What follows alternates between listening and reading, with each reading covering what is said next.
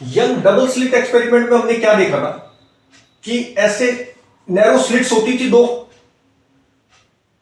दो narrow slits होती थी ना, और ये लाइट ऐसे आती थी इसमें, ठीक। या फिर मान लो ये सोर्स है तो ये ऐसे लाइट गई, लाइट कैसे भी गई हो, ठीक है। यहां पर क्या होता था, अब ये लाइट अगर मान लो ऐसे आई या ऐसे आई, कैसे भी आई, ऐसे आई मान लो, ठीक है, ऐसे लाइट आई, एक ही सोर्स से आई ना, तो यहां पर क्या होता था कि अब जो ये लेंथ है और ये स्क्रीन होती थी, अब यहां से तो लाइट ऐसे जाती थी, ये भी जाती थी, लेकिन यहां से ये लाइट ऊपर भी तो ऐसे जा रही थी ना, और ये यहां से भी ऐसे जा रही थी।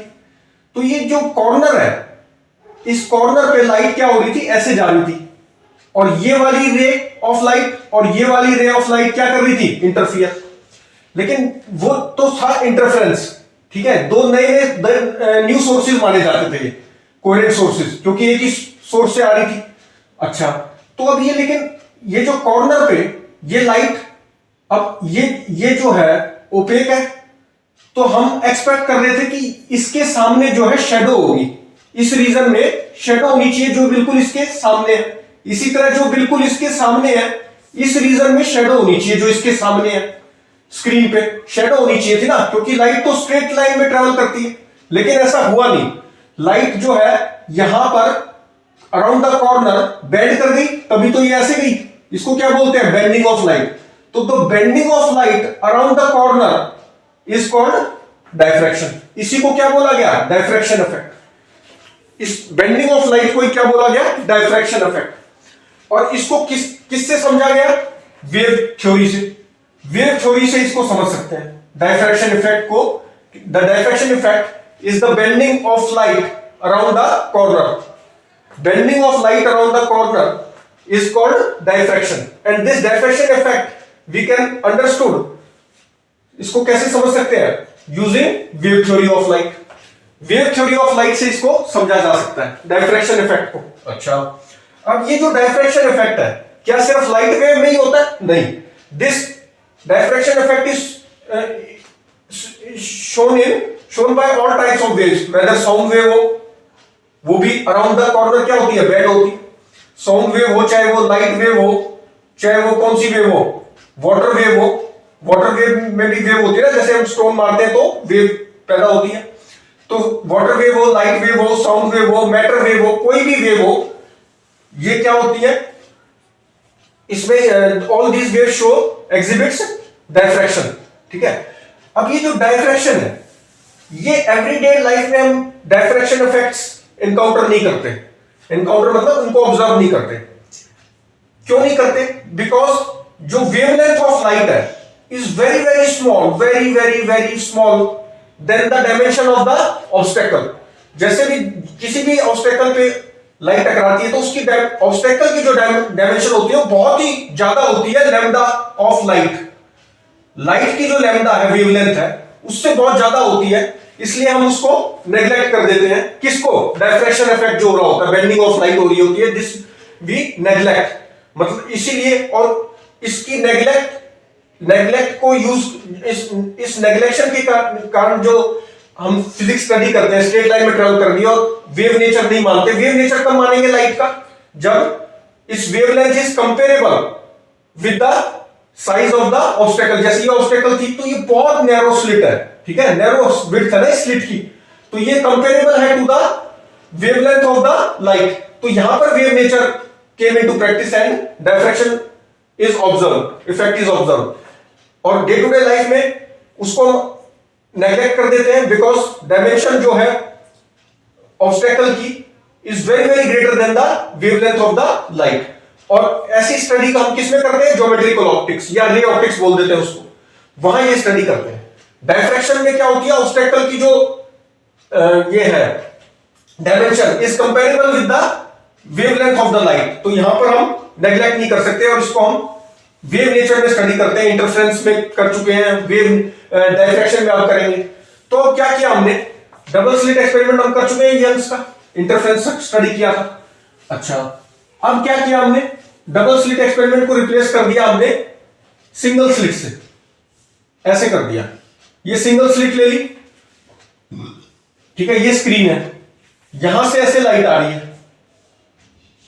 ठीक है, ऐसे लाइट आई। अब क्या होगा, हमने क्या ऑब्जर्व, अब इसकी विड्थ, ये जो विड्थ है स्लिट की, ये मान लो कितनी है, डी है, दिस विड्थ इज डी, ठीक है, ये विड्थ जो है ये कितनी है, डी है। अच्छा, अब ये यहां पर ऐसे लाइट गई, ठीक है, ऐसे जाएगी, ऐसे जाएगी, जितना एनसीईआरटी में दे रखा डायफ्रैक्शन उतना ही हमें समझना है, उससे बाहर नहीं पूछा जाता, ठीक है। हमारे कोर्स में जो डायफ्रैक्शन एक पेज दे रखा है उसी को समझना है, उसी से पूछा जाता है। तो अब ये ऐसे आई, तो सेंटर पे जो है ये यहां पे क्या कहते हैं, ये इनका कंट्रीब्यूशन यहां पे ऐड होता है, ठीक। अगर मान लो किसी पॉइंट पी पे मुझे चाहिए तो यहां से ले लो, ऐसे ले लिया, ये पॉइंट पी है मान लो, तो ये थीटा एंगल पे हो गया। इसी तरह से यहां से ले लो, ये भी थीटा एंगल पे हो गया, यहां से लोगे ये भी थीटा एंगल से हो गया, ठीक। इसमें बुक में क्या दे रखा है, हमें एल एम एन ऐसे करके दे रखा है। तो किसी भी पॉइंट पी पे अगर मुझे चाहिए, और ये लाइट कहां से आई है, monochromatic source of light S लिया है, उसको इल्यूमिनेट किया। मोनोक्रोमेटिक सोर्स ऑफ लाइट से क्या मतलब है कि single wavelength of light use की गई है, ठीक। मोनोक्रोमेटिक सोर्स ऑफ लाइट से यहां पे ये लाइट रेज आई, और ये यहां पे क्या किया, ऐड हो गई, ये इनका कंट्रीब्यूशन। इसको बहुत स्मॉलर पार्ट्स में डिवाइड कर देते हैं, this whole length is divided into smaller parts, और उन स्मॉलर पार्ट्स का कंट्रीब्यूशन ऐड किया जाता है किसी भी पॉइंट पी पे, ठीक है। स्मॉलर पार्ट्स का जो कंट्रीब्यूशन है is added and their contribution at P with proper phase differences, उनको ऐड किया जाता है।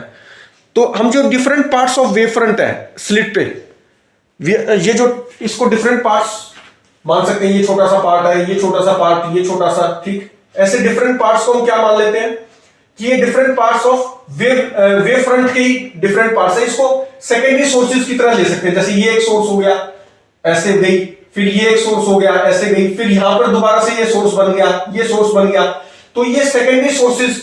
लेकिन मान लेते हैं इसको वेव फ्रंट पे लाई करते हैं। ये जो लाइट आई है, यहां पे वेव फ्रंट हुआ ना, लाइट का वेव फ्रंट है, और वेव फ्रंट पे कोई भी पॉइंट लोगे वो कैसे एक्ट करेगा, सेकेंडरी सोर्स ऑफ लाइट की तरह एक्ट करेगा। और ये सेकेंडरी सोर्सेज ऑफ जो लाइट है किसी भी पॉइंट पे ले लो, क्योंकि ये क्या है, ये जो वेव फ्रंट था यहां पर, ये वेव फ्रंट की शक्ल थी ना, तो वेव फ्रंट इज पैरेलल, जो ये वेव फ्रंट है ये पैरेलल टू द स्लिट है।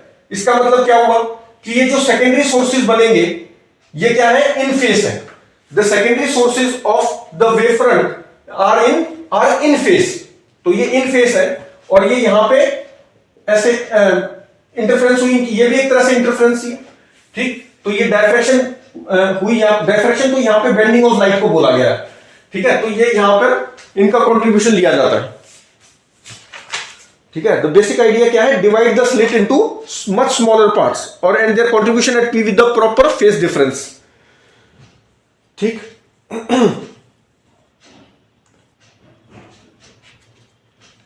अब ऑब्जर्व क्या किया गया कि जो इंटेंसिटी थी ना लाइट की, ये जो सेंटर है, centre of this slit is this C, यहां पर मैक्सिमम मिला। ऑब्जर्व क्या किया वो बता रहा हूं। ये जो स्क्रीन है यहां पर सेंटर पे क्या ऑब्जर्व किया, मैक्सिमम मिल गया, इसी को रब कर देता हूं। अब ऑब्जर्व क्या किया कि यहां पर हमें मैक्सिमम मिला, सेंटर मैक्सिमम, ठीक है। अब ये स्लिट मैंने बड़ा करके दिखाया इसको, एक्चुअली ये नैरो स्लिट होती है, ठीक, ये होती है, ठीक है। तो होता क्या है कि ये जो लाइट आती है ये अब बैंड होगी यहां से, तो ये ऐसे जाती है, ठीक है, यहां से भी बैंड हुई, ये ऐसे गई। अब होता क्या है कि ये जो सेंटर पे ऐसे मान लो इसको, ऐसे, ठीक है, ये यहां पर क्या हो रहा है, मैक्सिमम, ये मैक्सिमम मिलता है इतने। फिर ऊपर क्या होगा, अल्टरनेट डार्क ब्राइट फ्रिंजेस मिलते हैं, डार्क ब्राइट, इंटेंसिटी इनकी कम हो जाती है, ठीक है, इंटेंसिटी क्या होती है, कम हो जाती है, ऐसे, ठीक। यहां भी ऐसी इंटेंसिटी इनकी क्या होगी, देखो यहां पे ज्यादा थी फिर कम हो गई, यहां पे डार्क हुई, ये भी जो यहां पर है बिल्कुल, ये बिल्कुल ब्राइट स्पॉट है, फिर थोड़ी कम होती गई intensity. As we go away from centre whether above और below, intensity of light decreases. And we see central maxima, centre पे हमें मैक्सिमा मिलता है और उसके अब और बिलो क्या मिलता है, alternate dark and bright fringes, dark and bright regions बोल सकते हैं इसको, ठीक है, alternate dark and bright regions. तो यहां पे इंटेंसिटी देखो बहुत तेजी से कम होती है, यहां पर अगर इंटेंसिटी आई है मान लो तो ये I/22 हो जाती है। ये एक्सपेरिमेंटली देखा गया, क्या देखा गया एक्सपेरिमेंटली, कि ये इंटेंसिटी I/22 हो गई और कम होती जाएगी, ठीक है। ये एक्सपेरिमेंटली ऑब्जर्व किया गया कि ये जो थीटा था ना, अभी मैंने बनाया था ऐसे हॉरिजॉन्टल के साथ थीटा एंगल पे, तो हमने ये देखा कि एक तो मैक्सिमा मिला सेंटर पे और कहां पे मैक्सिमा मिला, at theta equal to n plus half into lambda by D. ये जो विड्थ है इसकी, ये कितनी है, d है, दिस विड्थ, ये जो विड्थ है ये कितनी है, d, तो ये d है। तो इन थीटास पर n इज इक्वल टू क्या है, +-1 +-2 एंड सो ऑन। तो इन पर जब वैल्यू पुट करूंगा n plus half into lambda by D, इन थीटास पर, थीटा कौन सा था, जैसे P पॉइंट पे ले रहे थे हम तो हॉरिजॉन्टल के साथ ये थीटा था, फिर यहां से एक पॉइंट लिया था वो थीटा था, ठीक है। तो इन थीटास पर हमें क्या मिल रहा है, मैक्सिमा, और कहां मिल रहा है, सेंट्रल मैक्सिमा भी मिल रहा है। सेंटर के बाद कहां मैक्सिमा मिल रहा है, इन थीटास पे, और मिनिमास कहां मिल रहा है, मिनिमास किन थीटास पे मिल रहा है, n लैम्डा बाय डी पे। यहां पर भी n की वैल्यू क्या है, +-1 +-2 एंड सो ऑन, ठीक। अब ये क्या एक्चुअली कुछ अपोजिट रिजल्ट नहीं हो गए, बिल्कुल अपोजिट तो नहीं बोल सकते इंटरफेरेंस के जो रिजल्ट्स आ रहे थे, लेकिन अपोजिट हो गए। ये क्या होता था, ब्राइट फ्रिंजेस मिलती थी हमें इस ऐसे पे, और ऐसे पे क्या मिलती थी, डार्क मिलती थी। लेकिन थोड़ा सा फर्क है, यहां पर अगर 0 नहीं पुट कर सकता मैं, ठीक, 1 से स्टार्ट होगा, तो मतलब सेंट्रल किस पे मिला, एक तो सेंटर पे मिला, और फिर 1 पुट करेंगे तो 3/2 लैम्डा बाय डी पे मिला, ठीक, जब थीटा ये है। अगर इसमें 1 नहीं पुट कर सकता, 1 करूंगा तो क्या आएगा, सॉरी 0 नहीं पुट कर सकता, 0 करूंगा तो क्या आएगा, लैम्डा बाय 2b, इस पर नहीं मिलता, ठीक है। तो ये थोड़ा डिफरेंस हो गया, लेकिन एक तरह से ये तो बिल्कुल ऑपोजिट मिला, इन पर ब्राइट मिलते थे और इस पर क्या मिल रहे हैं, डार्क मिल रहे हैं डायफ्रैक्शन में। बस इतना ही चीज याद रखनी है हमें, ठीक है, एक कि ये सेंट्रल जो है ब्राइट फ्रिंज ब्राइट होती है, ब्राइट रीजन बोला गया, फ्रिंज नहीं तो, और उसके बाद ऊपर और नीचे क्या होती है, alternate dark and bright regions मिलते हैं हमें, ठीक है। तो ये चीज है एक्चुअली। इसमें अगर हमसे ये पूछा जाए कि इंटरफेरेंस और डायफ्रैक्शन में डिफरेंस क्या है, तो फीमेल ने अपने जो लेक्चर्स थे फेमस, उनमें क्या बोला कि फिजिकली कोई इंपॉर्टेंट डिफरेंस है नहीं दोनों में, बस सहूलियत के हिसाब से बोल देते हैं हम। जैसे मान लो अगर ये विड्थ ज्यादा है तो ये बहुत सारे सोर्सेज बन जाएंगे, सेकेंडरी सोर्सेज जैसे मैंने बताया। तो जब बहुत ज्यादा बन जाते हैं तो हम बोल देते हैं कि डायफ्रैक्शन है through single slit, diffraction in A through single slit.